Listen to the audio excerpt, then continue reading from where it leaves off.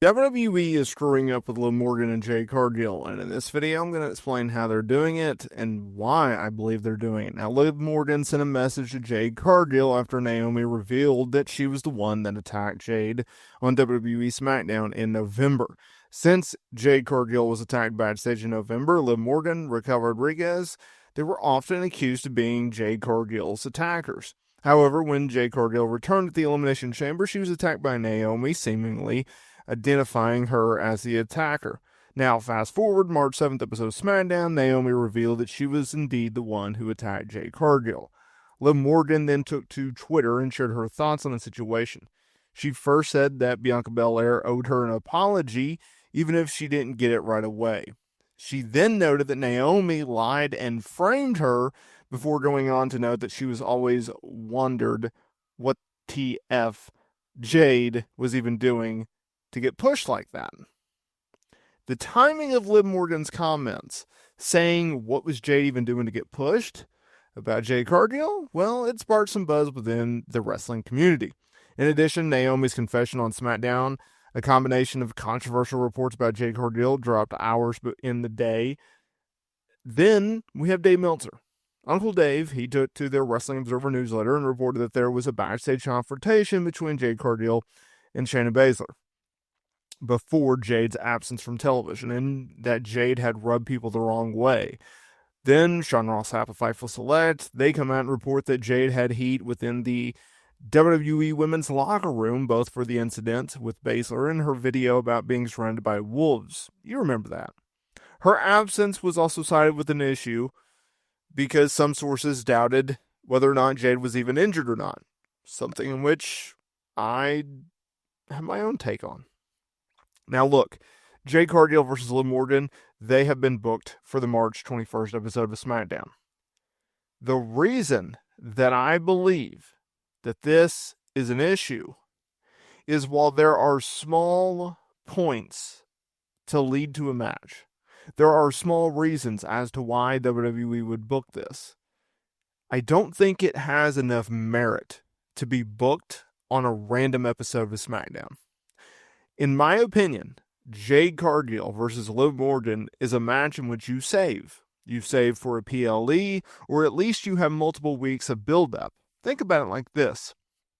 Ever since Jade Cargill stepped foot inside the WWE world, it's always been a high priority. It's been a high priority for WWE because they protect her. They use her at the highest of the heights. Now, you can say that Jade Cargill doesn't warrant such a push, but WWE would disagree. Over the last year, which we will get to here in a minute, Liv Morgan's trajectory in WWE, well, it's been marked by significant developments, from going from just an absolute unknown to her revenge tour to winning the women's championship, having a nearly year-long program with Rhea Ripley and Becky Lynch, and ultimately winning the women's tag team championships. If I'm booking Liv Morgan versus Jade Cargill, I'm not doing so on a week's notice. I'm not even doing it because of a Twitter beef. No. Now, I can defend WWE here, and I can say, okay, they're trying to bring in real-life issues and trying to bring in those issues to try to build up a show in which, since moving to 3 hours, has absolutely died on the vine. It's not the same. It's not even good. You have to really pick and choose what you watch from SmackDown. If I'm WWE, I'm going to do a non-finish. I don't care if it's a countdown. I don't care if it's a DQ. I don't care what the finish is. As long as no one gets pinned or submitted, I'm okay with that. Because this is such a match in which you can draw legit money. You can. Because you're going to have one side of the fence be right? You're either going to have Jade Cargill supporters say, okay, she deserved to beat a notable talent like Liv, or you can have Liv go over and have Jade Cargill doubters and haters say, okay, she's not worth the build. She's not worth the hype. And you get a clear-cut, decisive finish out of it, and it makes one side of the realm happy and the other side upset. And that's what you want out of pro wrestling. You don't always want the babyface to win, and you also don't always want the heel to win. Now, let's look at Liv Morgan's tenure as of, I don't know, the last 18 months. Starts off with Liv Morgan. She's embraced a more aggressive and chaotic persona, often describing herself as a menace.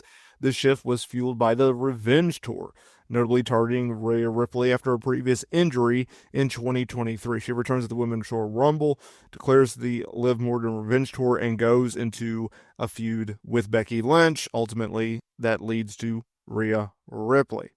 She displayed a willingness to engage in unpredictability actions, blurring the lines between face and heel. Now, I would say she's a heel, but to some people, she's not. Now look, championship pursuits. She has shown a strong ambition for championship gold. With a focus on the Women's World Championship, she won. Women's Tag Team Championships, she won. She's also gained the honor of being one of the crown jewel champions in women's wrestling in WWE. How about her involvement in the Judgment Day? Her interactions with Dominic Mysterio and Judgment Day have become a prominent storyline, adding a layer of intrigue and chaos to her character and the group.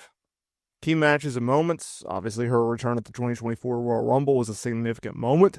It highlighted her resilience and ability to come back from injury. She went on to have feuds with Becky Lynch, Rhea Ripley, and now she's been able to compete in the 2025 Royal Rumble match. Had a pretty notable performance there. She had a chance to compete in the Elimination Chamber match and had a pretty notable performance there. Now she's in a tag team with Raquel Rodriguez, picking up where Bianca Belair and Jade Cargill, and later Bianca Belair and Naomi left off. Liv Morgan, she's shown a more aggressive in-ring style and willingness to take high risks. Overall, Liv Morgan's recent activities show a clear evolution in her character, a strong drive for success, and a willingness to create captivating storylines on WWE programming. I think if you look at where Jade is wanting to go is somewhere that Liv Morgan has been going or has been at. And at the end of the day, I think you could look at it and go, okay, this is a tease. This is a preview. We're going to run back this road. Okay. We're going to revisit this storyline. We're going to revisit this feud. And if that's the case, which I hope it is, then I think we're in for some interesting storytelling. But at the end of the day, whether Jade goes over, whether Liv goes over, I'm actually okay with it. If I had to give a prediction, I think Liv Morgan's going over. And I think it's because Naomi's going to get involved and cost Jade the match.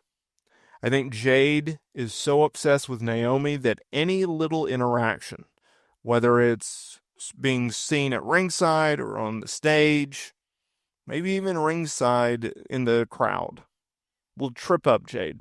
It will cause Jade to hesitate. It will cause Jade to be distracted and ultimately giving Liv Morgan the win.